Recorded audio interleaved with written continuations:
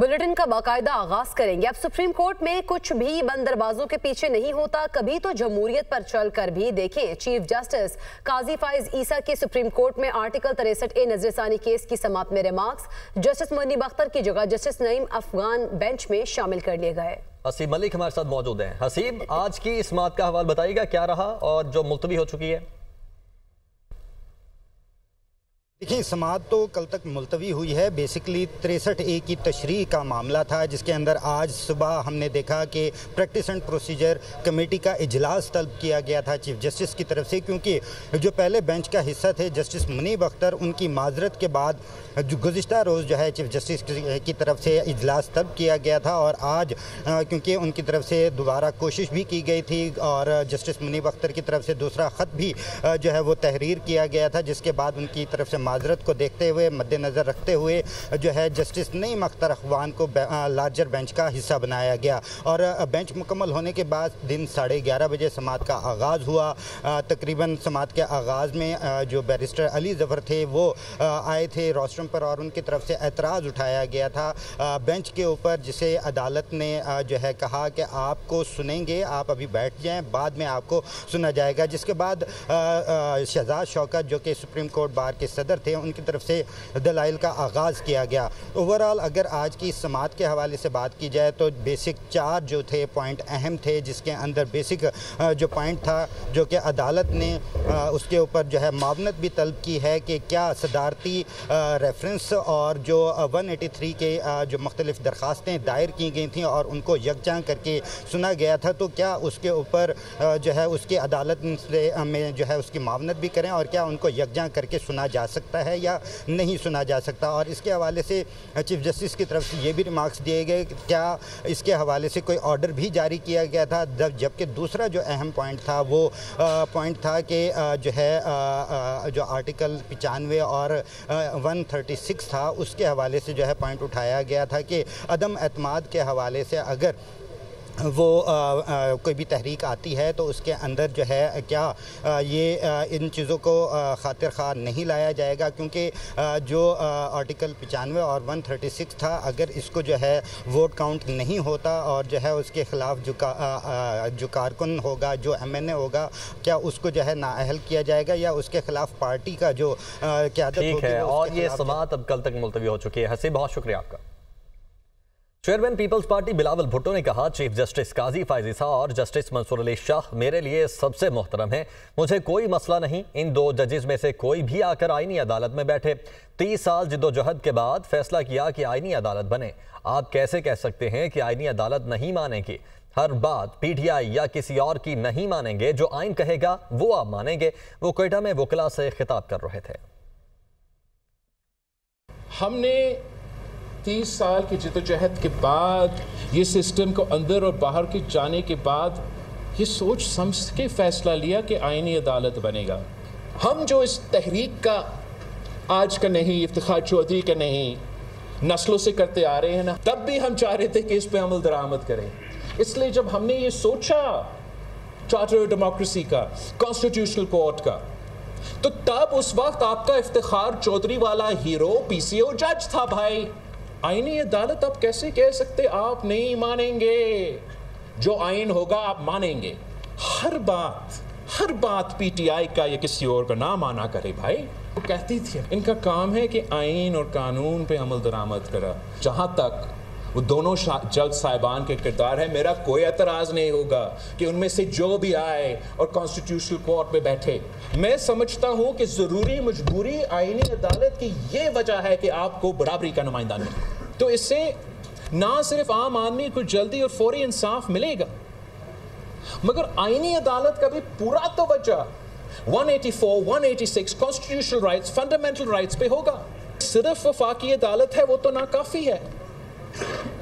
मैं चाहूंगा कि चारों सूबों में भी, सूबाई सतह पे भी अपनी आईनी अदालत बने। मैं बिल्कुल नहीं चाहता कि केस इधर हो रहा हो और PM या CM को कोई मर्जी हो कि आपको इधर से उधर लगा दें। स्पीकर कौमी असम्बली ने कौमी असम्बली और सेनेट के पार्लिमानी रहनुमाओं का अहम इजलास कल तलब कर लिया है। इजलास में बलूचिस्तान और खैबर पख्तूनख्वा के सिक्योरिटी सूरत हाल पर ब्रीफिंग दी जाएगी। आला सिविल और अस्करी हुकाम पार्लिमानी रहनुमाओं को सिक्योरिटी सूरत हाल पर ब्रीफिंग देंगे। कौमी असम्बली और सेनेट के पार्लिमानी रहनुमाओं पर मुश्तमिल इजलास इन कैमरा होगा। कौमी असम्बली सेक्रेटेरिएट ने दावतनामे जारी कर दिए।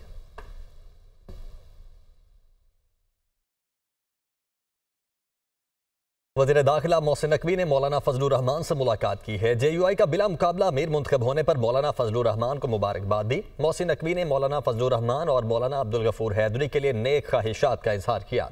मोहसिन नकवी ने कहा, मौलाना फजलुर रहमान ज़ीरक, मुदब्बिर और दूरअंदेश सियासी रहनुमा हैं। मौलाना फजलुर रहमान की क़यादत में JUI ने उसूलों पर मबनी सियासत की। मौलाना फजलुर रहमान की पाकिस्तान के लिए ग्रां कदर खिदमात हैं। मौलाना फजलुर रहमान का पाकिस्तान की सियासत में बुलंद मकाम है। तहरीक इंसाफ और जमात इस्लामी के वफूद के दरमियान मुलाकात है। PTI क़यादत से मुलाकात करने जमात इस्लामी का वफ्द आज शाम 7 बजे KP हाउस पहुंचेगा। PTI की जानिब से chairman PTI barrister Gohar Khan, Salman Akram Raja और शेख वकास अकरम वफ्द से मुलाकात करेंगे। मुलाकात में आईनी तरामीम समेत सियासी सूरत हाल पर बातचीत होगी। और आपको बताएं कि तहरीक इंसाफ और जमात इस्लामी के वफूद के दरमियान मुलाकात का वक्त तय हो गया है। शाम 7 बजे KP हाउस पहुंचेंगे। पेशावर से दुबई जाने वाली परवाज PK283 में अचानक तकनीकी खराबी हो गई है। तैयारे के कप्तान ने ATC कंट्रोल से राबिता करके कराची एयरपोर्ट पर हंगामी लैंडिंग की इतला दी है। तैयारे को कप्तान ने बाहिफाजत कराची लैंड कर लिया है और तैयारे में 170 से जायद मुसाफिर सवार थे। गवर्नर पंजाब सरदार सलीम हैदर ने कहा है, पंजाब में वाइस चांसलर की तैनाती पर मेरा किसी से कोई झगड़ा नहीं। वज़ीर आला मरियम नवाज के पास जो इख्तियार है वो मैंने इनसे लेना नहीं और अपना इख्तियार इनको देना नहीं चाहता।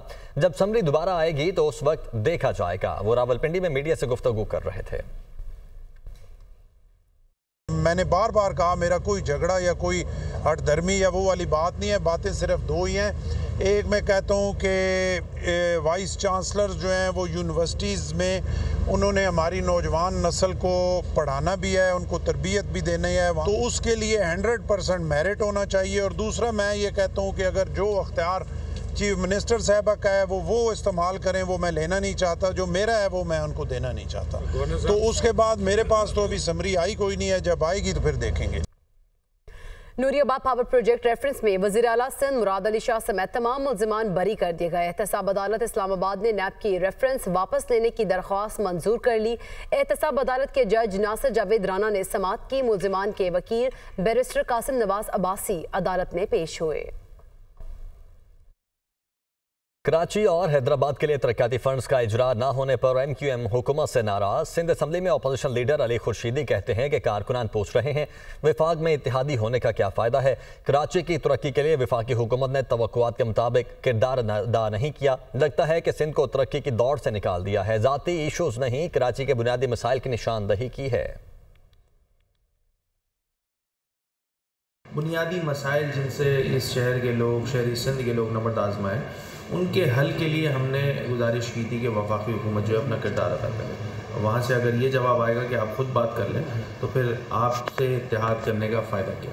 ये एक बुनियादी सवाल है जो हमारे कारकुनान से लेकर तमाम जो लोग हैं, जो हमारे हमदर्द हैं, सपोर्टर्स हैं, वो ये पूछ रहे हैं।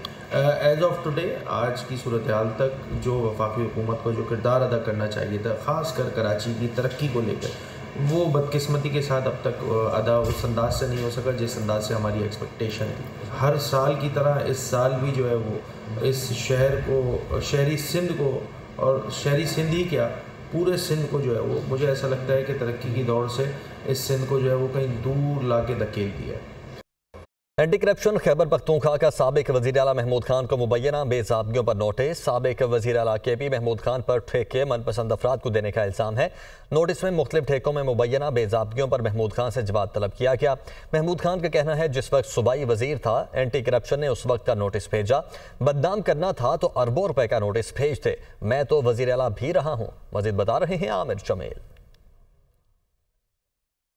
जी बिल्कुल, महकमा एंटी करप्शन खैबर पख्तूनख्वा की जानिब से मुबैना तौर पर करप्शन में मुलविस मुख्तलिफ सियासतदानों के खिलाफ कार्रवाइयों का सिलसिला जारी है और इस हवाले से इस वक्त पाकिस्तान तहरीक इंसाफ पार्लियामेंटेरियन के सरबराह महमूद खान को नोटिस जारी किया गया है। महमूद खान को साबिका दौर में जब वो सूबाई वजीर थे उस वक्त का नोटिस जो है वो जारी किया गया है।